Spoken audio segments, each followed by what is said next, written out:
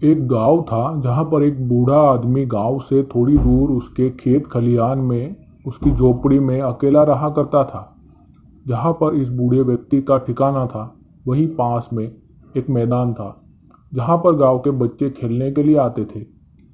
एक दिन यह बूढ़ा आदमी बहुत परेशान था। वह अपने झोपड़ी में अपने पुरानी घड़ी को काफ़ी समय से खोज रहा था।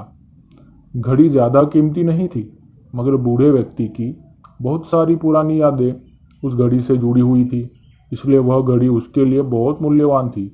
उसे अचानक याद आया कि वह आखिरी बार अपनी उस पुरानी घड़ी के साथ खलिहान में गया था। हो सकता है घड़ी वहीं पर गिर गई हो। बूढ़ा आदमी तेजी से अपने खलिहान में गया और खलिहान में घड़ी की तलाश करने लगा। कई घंटों तक तलाश करने के बावजूद जब घड़ी नहीं मिली तो बूढ़ा आदमी अपनी हिम्मत हारने लगा। नज़दीक के मैदान में गांव के बच्चों को खेलते देख आदमी ने सोचा, इन बच्चों की मदद लेता हूँ घड़ी को तलाश करने में। बूढ़े आदमी ने बच्चों को अपनी घड़ी को तलाश करने के लिए कहा। सारे बच्चे तैयार हो गए और घड़ी को खलिहान में खोजने लगे। कुछ मिनटों तक तलाश करने के बावजूद भी किसी के हाथ कुछ नहीं लगा।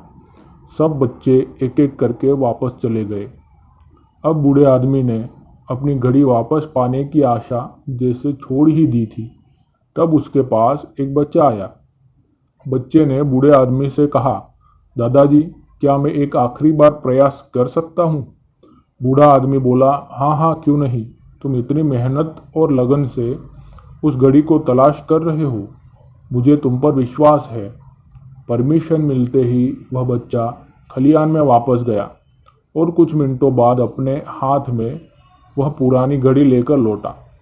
उस घड़ी को वापस देखकर बूढ़ा आदमी खुश भी था और आश्चर्यचकित भी। बूढ़े आदमी ने उस बच्चे को बहुत धन्यवाद दिया और पूछा कि तुमने यह चमत्कार कैसे किया?